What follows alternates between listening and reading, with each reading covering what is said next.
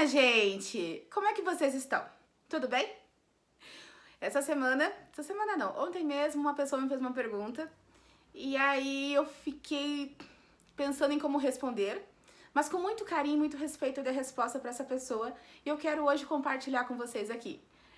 Essa pessoa que é muito próxima a mim, ela perguntou assim: Jô, tem como a gente ser feliz o tempo todo, no momento como nós estamos vivendo hoje? E eu disse para ela que sim.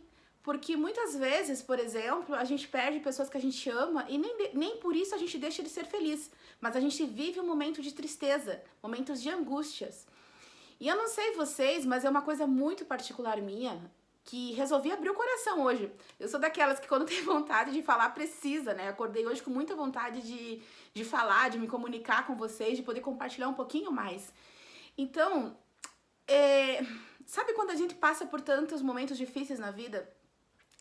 Por tantas situações de dor, de choro, de sofrimento, que quando vem um problema como esse, a gente diz, pá, mais um, mas tudo bem, vamos enfrentar. Então são escolhas que a gente tem na vida de não ficar chorando. Eu nasci num lar muito, e quando eu digo muito, não é pra fazer demagogia, mas um lar muito pobre, muito humilde.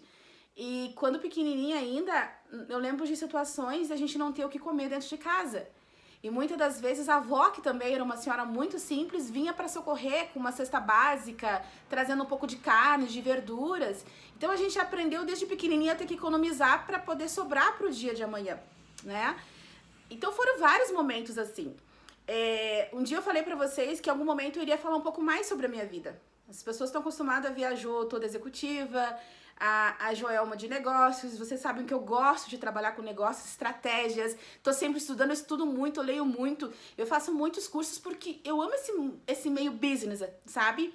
Mas eu descobri também que além do negócios existe uma pessoa, existe uma mulher, existe uma pessoa, uma família. E a gente precisa começar a valorizar esses pequenos não, esses grandes momentos, essas grandes oportunidades que a gente tem de viver, de existir.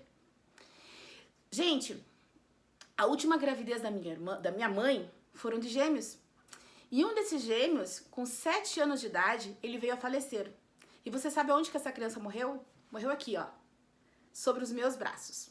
Então, ali começou a minha luta. Ali foi meu fundo de poço. Não foi lá na infância pobre. Foi quando meu irmão veio a falecer, veio a óbito.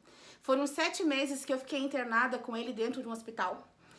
Sendo mãe, os médicos e as enfermeiras me chamando de mãe e ele me chamando de mãe. Eu costumo dizer que o meu filho eu já tive. Aliás, 2, né? Porque o Giovanni continua aí, que é um guri que eu sou apaixonada. Então, baita de um homem já hoje.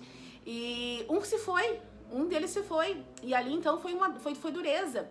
E eu lembro muitas vezes de tentar acabar com tudo. Gente, eu sei o que é tentar cometer suicídio. Foram 5 vezes que eu tentei tirar minha própria vida. Mas passando esse tempo, eu comecei a entender que eu precisava viver. E viver para mim significava continuar estudando, buscando mais e mais. 2 meses após a morte do meu irmão, sem condição econômica nenhuma, eu resolvi que eu faria uma faculdade. Eu tinha um sonho, gente, de fazer jornalismo e direito. As duas coisas, se eu pudesse, eu faria simultaneamente. Na época eu não pude pagar pelo curso de direito, muito menos jornalismo. Sempre gostei de televisão, sempre gostei de vídeos. Mas fui para a área administrativa. Então foram 4 anos da minha vida na faculdade. Acreditem vocês ou não, eu trabalhei em 4 lugares simultaneamente para poder dar conta do valor da faculdade. Todas as aulas, praticamente todas as noites, eu chegava atrasada em sala de aula. Mas os professores sabiam a minha história e sabiam que eu estava lá, sabe, trabalhando muito. Então eles permitiam que eu chegasse atrasada e eu fazia muitos trabalhos para poder compensar esses atrasos. Aliás, por eu não ter, como é que se diz, computadores em casa na época, a gente não tinha condições para isso, eu fazia um acordo com os meus colegas de sala de aula na faculdade. O que a gente fazia? Eu pedia para eles façam a parte escrita, que a parte oral eu resolvo. Então eu passei, gente, 4 anos da faculdade apresentando trabalhos orais. Fazendo eventos, organizando, porque é ali que eu achava um meio de poder sair rápido sem perder muito, sem ter outro recurso, porque eu não tinha tempo para estudar.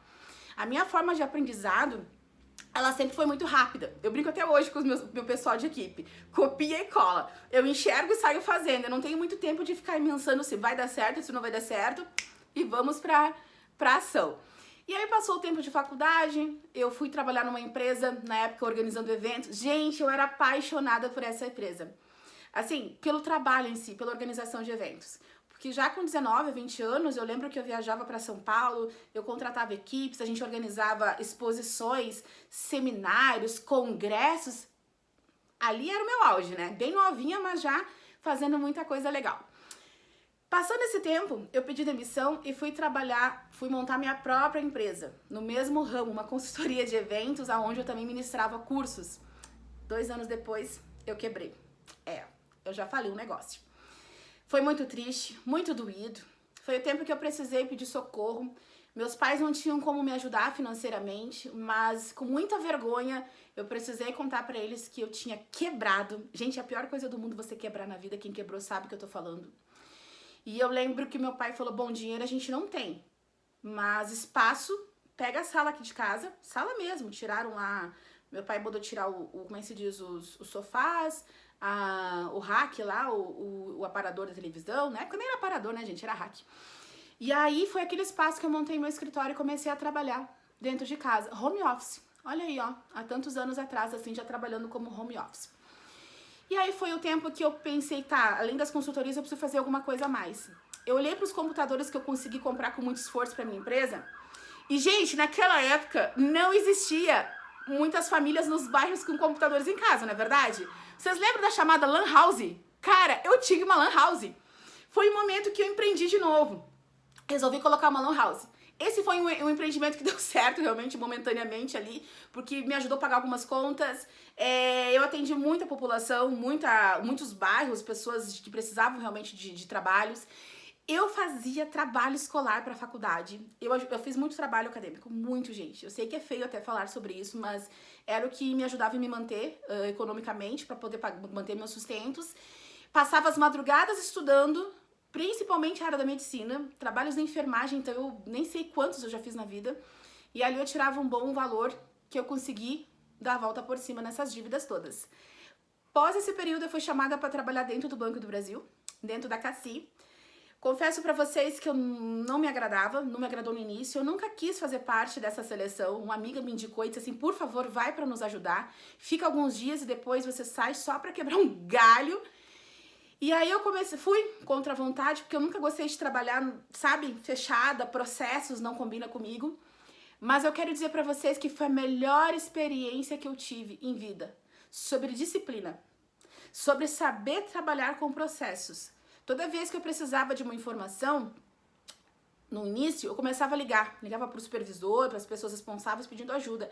E eles me diziam, abra o processo, abra o sistema e leia, tá lá no normativo. Gente, eu li tantos normativos, então eu aprendi a ter agenda, eu aprendi a trabalhar com horários, eu aprendi ali organizar eventos, mas eventos com checklist, tudo precisava passar por processos. No começo me incomodou muito, mas isso me deu base para minha vida atual.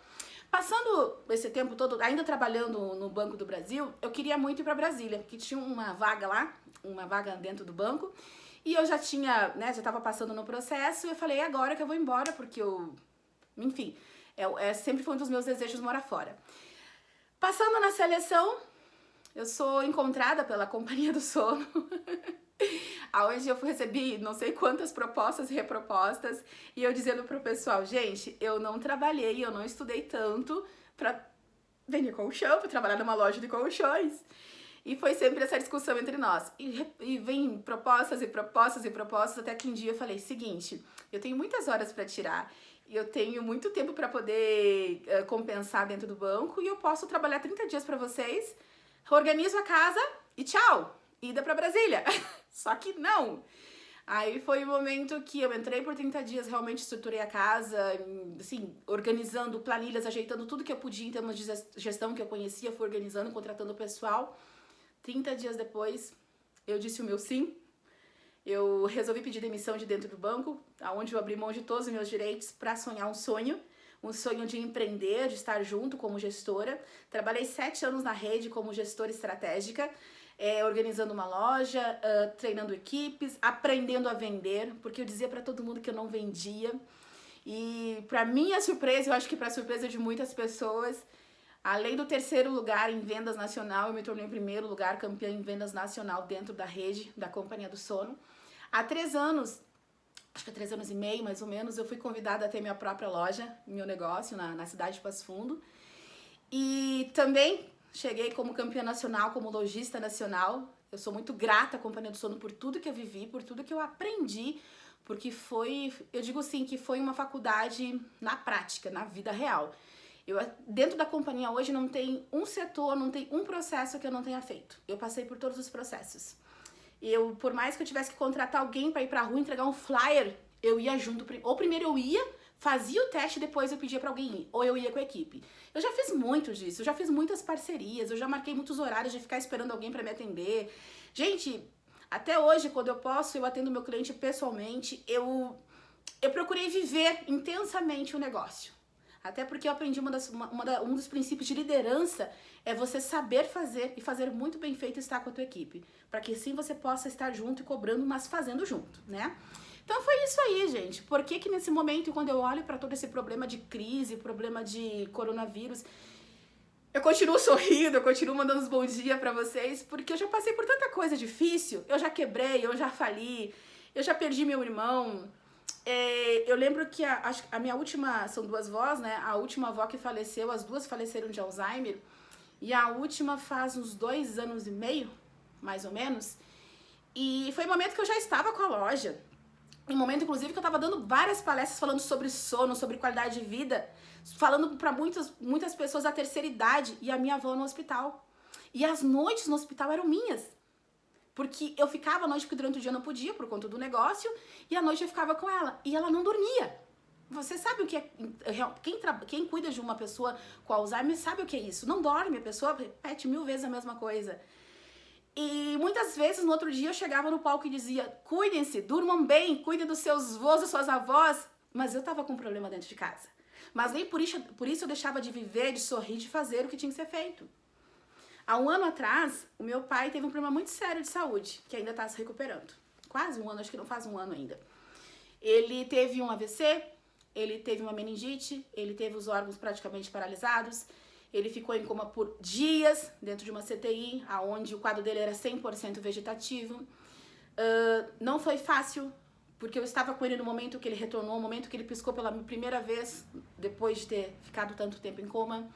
Eu aprendi, eu tive que passar pela situação de dar banho no meu pai, trocar fraldas, dar comida na boca. Eu sou a primeira filha, a filha mais velha, então sempre ele me teve como referência para tudo.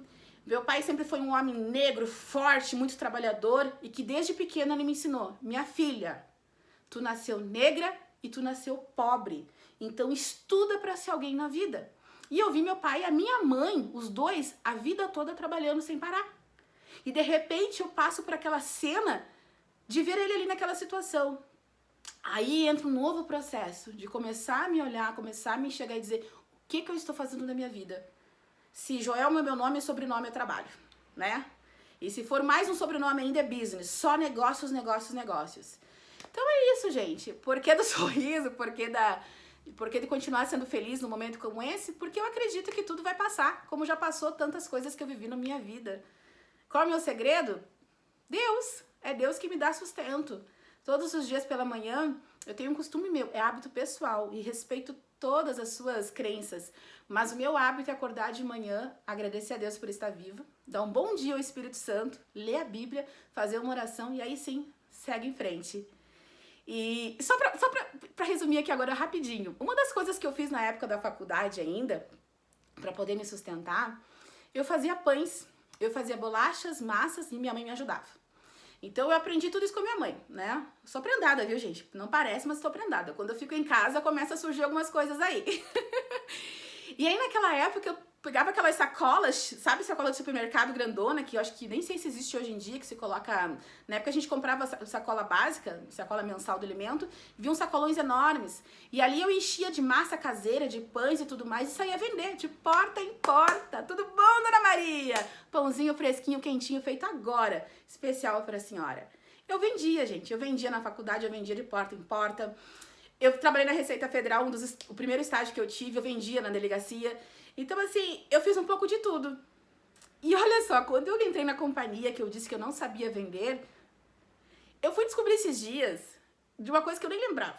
Teve um momento, logo acho que foi quando eu quebrei, quando eu fechei meu primeiro negócio, Eu lembro que de manhã eu trabalhava no escritório, em casa, home office, e à tarde eu ia pro tanque da minha mãe de casa e eu preparava desinfetantes. Aí eu fazia desinfetantes, ali eu aprendi uma receita, muito boa por sinal, enchia os galões, os litros de desinfetante e eu saía.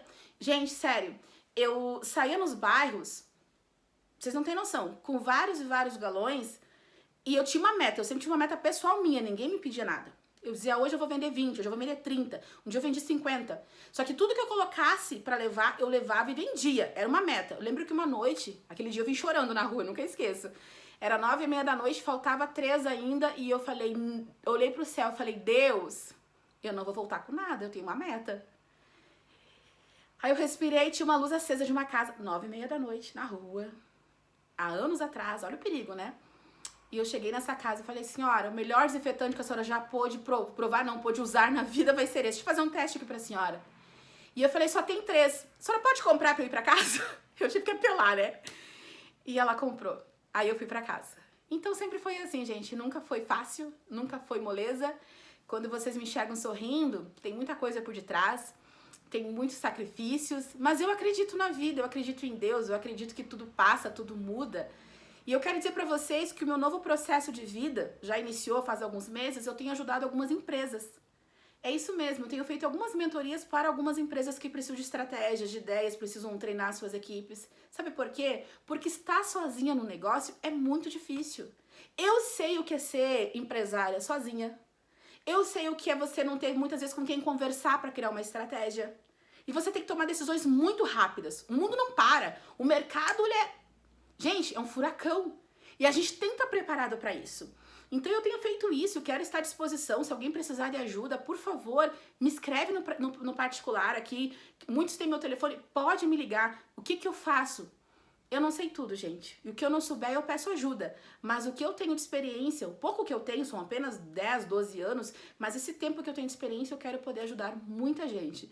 Então, independente da situação econômica que tu estás passando, uma conversa, uma orientação, uma estratégia, você pode contar comigo. Sobre isso, sobre vida, estou aqui. Contem comigo, um beijo no coração e acredita, tudo vai passar.